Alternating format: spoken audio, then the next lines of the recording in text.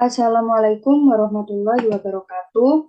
Kami dari kelompok 8 yang beranggotakan Muhammad Ridwan Nur Hidayah, Wildan Nizar Rieva Septa, Fiska Priskila Pramesti, Silva Zakiyah Putri Dewi Purnama, dan Ades Kurniawati akan mempresentasikan materi menggali ide menulis karya ilmiah atau populer dan menulis kerangka karangan karya ilmiah atau populer.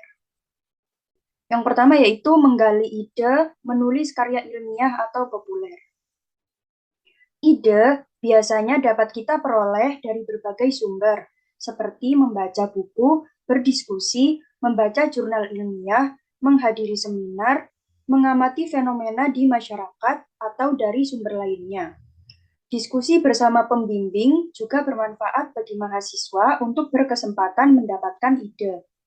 Jika sudah mendapat ide, hendaknya segera tulis ide tersebut di kertas atau di media lainnya agar dapat dikerjakan lebih lanjut. Hal tersebut juga dilakukan untuk menghindari hilangnya ide pada saat itu. Banyak strategi yang digunakan dalam menemukan ide penelitian, yaitu yang pertama brainstorming.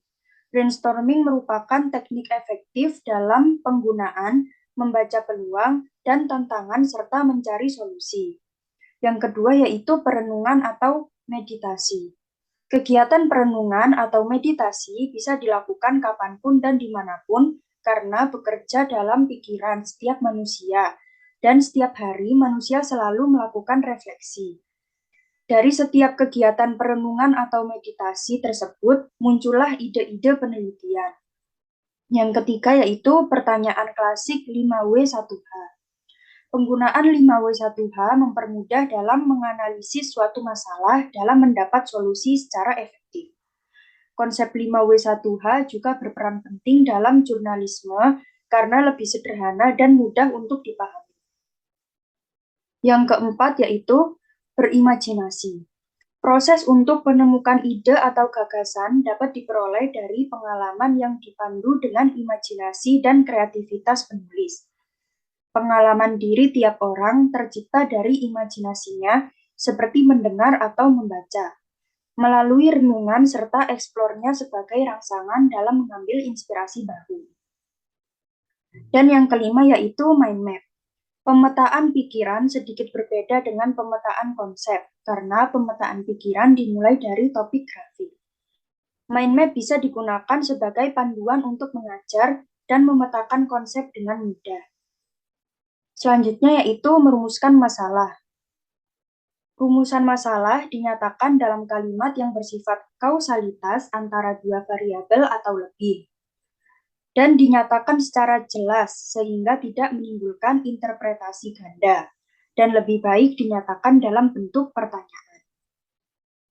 Alasan pemilihan masalah dalam penelitian. 1. Masalah penelitian harus dipilih yang berguna untuk diungkapkan. 2. Masalah yang dipilih harus relevan dengan kemampuan atau keahlian sendiri. 3. Masalah penelitian harus menarik perhatian untuk diungkapkan. 4. Masalah penelitian sedapat mungkin menghasilkan sesuatu yang baru. 5. Masalah penelitian harus dipilih yang dapat dihimpun datanya secara lengkap dan objektif. 6. Masalah penelitian tidak boleh terlalu luas, tetapi juga tidak boleh terlalu sempit. Menulis kerangka karangan karya ilmiah dan populer. Alur pikir penyusunan karya ilmiah. Pertama, latar belakang, yaitu menjelaskan apa dan mengapa topik, tema, atau judul. 2. Identifikasi masalah, yaitu kemungkinan-kemungkinan masalah yang timbul dari tema, topik, atau judul karya ilmiah. 3. Pembatasan masalah, yaitu menetapkan atau memilih masalah dari kemungkinan yang ada disertai argumentasi. 4. Perumusan masalah, yaitu mengembangkan pertanyaan-pertanyaan yang bersumber dari masalah yang telah dipilih. 5.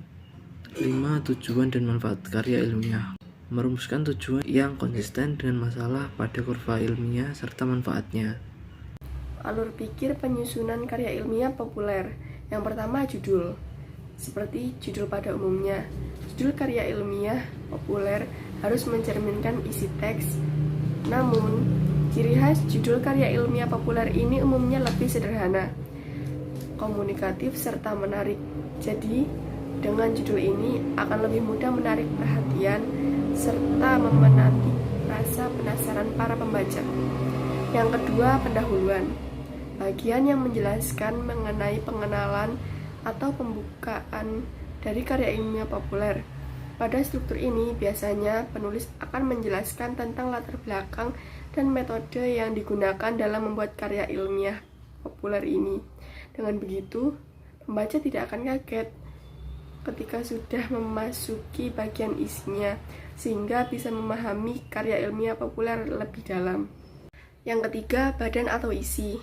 Sementara itu, badan atau isi adalah tentang pandangan ataupun analisis penulis mengenai topik yang dibahas. Biasanya, penulis akan menambahkan beberapa argumen dari para ahli dan data yang mendukung suatu penulisan. Badan atau isi karya ilmiah populer ini tidak sedetail karya tulis ilmiah, jadi tak heran jika isinya kemudian cukup terbatas. Penutup. Yang keempat, penutup. Bagian terakhir dari teks populer diakhiri dengan penutup.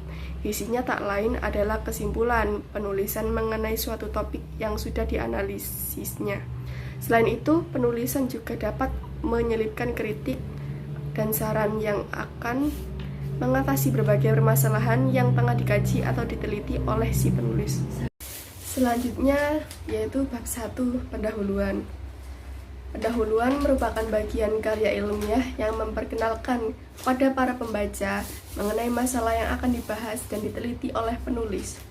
Pendahuluan di dalam karya biasanya akan menjelaskan mengenai bahan atau barang apa yang menjadi pokok pembahasan dan penelitian. Selain itu juga memaparkan tujuan, wawasan, dan juga rencana pengembangannya. Sehingga dalam laporan penelitian, isi dari pendahuluan akan berbeda dengan buku pengetahuan umum. Pada bab pertama ini, nantinya akan terdiri dari beberapa pokok pembahasan yang memaparkan semua dasar dilakukannya kegiatan penelitian. Saya akan menjelaskan mengenai bagian-bagian di bab pendahuluan. Yang pertama adalah latar belakang masalah. Jadi di bagian ini, penulis akan menjelaskan mengenai latar belakang kenapa suatu tema penelitian dijadikan pilihan di antara tema lainnya. Secara umum, pada latar belakang masalah, penulis akan memaparkan kesenjangan antara harapan dengan kenyataan. Kesenjangan yang dipaparkan ini bisa secara teoritis ataupun secara praktis. Selain itu, juga memaparkan hal lain yang mendukung pemilihan masalah penelitian. Yang kedua ada rumusan masalah.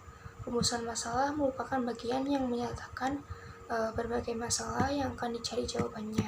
Biasanya berbentuk sebagai kalimat tanya dan merupakan suatu pernyataan.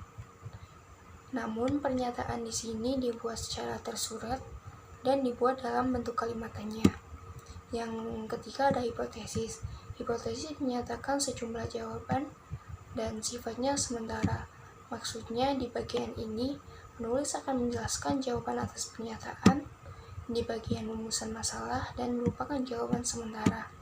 Sebab ketika hasil penelitian sudah didapatkan, maka hipotesis ini bisa menjadi jawaban yang benar ataupun sebaliknya.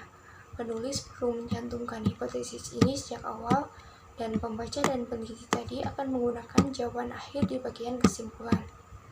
Baik, selanjutnya yaitu yang kelima, tujuan penulisan. Tujuan penulisan menjelaskan tentang sasaran yang ingin dicapai dari suatu kegiatan penelitian. Tujuan penulisan bisa disusun dalam bentuk daftar, hanya saja pada rumusan masalah berbentuk kalimat tanya, maka di tujuan penulisan berbentuk kalimat pernyataan. Bagian selanjutnya di dalam bab pendahuluan adalah metode penulisan. Metode penulisan merupakan bagian yang akan memaparkan metode penulisan yang digunakan oleh penulis. Pada bagian ini akan membantu pembaca mengetahui proses yang dilalui penulis dalam menyusun karya ilmiah. Selanjutnya yang ketujuh yaitu manfaat penulisan. Manfaat penulisan juga disebut dengan manfaat penelitian. Pada bagian ini, penulis akan memaparkan berbagai bentuk manfaat yang bisa didapatkan penulis dan pembaca dari penelitian yang dilakukan. Selanjutnya yang terakhir yaitu sistematika penulisan. Terakhir, di bab pendahuluan ada sistematika penulisan yang menjelaskan tentang gambaran keseluruhan dari isi karya tulis ilmiah yang telah disusun. Pada bagian isi akan dijelaskan mengenai konten karya tulis dan bagian akhir berisi penjelasan tentang data pelengkap dan data pendukung penulisan karya tulis ilmiah. Kesimpulan dari materi ini yaitu sebuah karya ilmiah dapat ditulis oleh orang lain, tetapi tidak boleh dibuat oleh orang lain. Untuk menghasilkan karya ilmiah yang berkualitas, maka penulis harus bisa memahami apa yang hendak ditulisnya atau dapat menemukan ide. Kemudian, ditulis secara sistematis, sesuai dengan ketentuan yang berlaku untuk masing-masing karya ilmiah. Sebuah riset memerlukan ide serta banyak mengamati, membaca, karya ilmiah berkualitas dan bertanya kepada ahlinya. Sekian presentasi dari kelompok kami. Apabila ada salah kata atau hal-hal yang kurang jelas, kami mohon maaf yang sebesar-besarnya. Wassalamualaikum warahmatullahi wabarakatuh.